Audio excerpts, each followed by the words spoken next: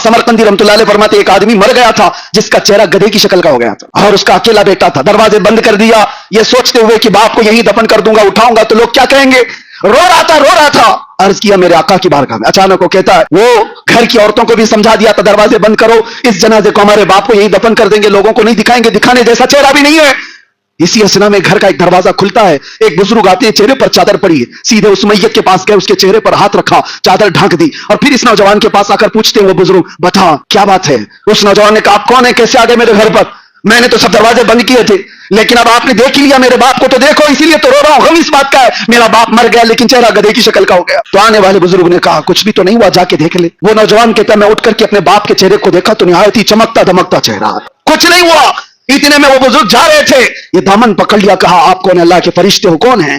पलट करके आने वाले बुजुर्ग ने कहा, अना मुहम्मदुन रसूलुल्लाह सल्लल्लाहु अलैहि वसल्लम। मेरे आका ने फरमाया, मैं मोहम्मद अल्लाह का रसूल हूं। उसने कदमों पर गिर करके पूछा, क्या कहा, मेरे बाप के साथ क्या हुआ? मैं यही बताना चाहता हूं। हुजूर फरमाते हैं, तेरा बाप कुछ गुनाहों में मुब्तला था, इसकी वजह से अल्लाह का गजब हुआ।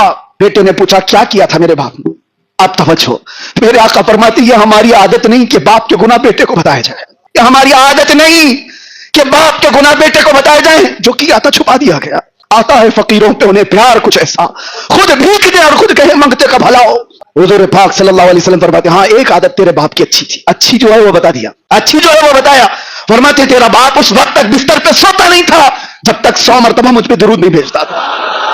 इसका इंतकाल हुआ तो फरिश्तों ने मुझे बताया, मैं चल करके आ गया और अल्लाह की बारगाह में अर्ज किया कि मौला तेरा गजब हुआ, इसका चेहरा बदल गया, लेकिन मौला ये दुरूद पढ़ने वाला चेहरा है, अगर यही बर्बाद हुआ तो दुनिया क्या ताना देगी। अल्लाह ने हुक्म फरमाया, महबूब आप अपना हाथ हटाओ, उसके चेहरे को सबसे ज्यादा हुस्न हम देंगे। मेरे आका का हाथ रखना ताकि वो चेहरा चमकने लगा। बात ये अर्ज करना चाहता हूं, जो कुछ भी है वो हुजूर पाक के दरबार से है।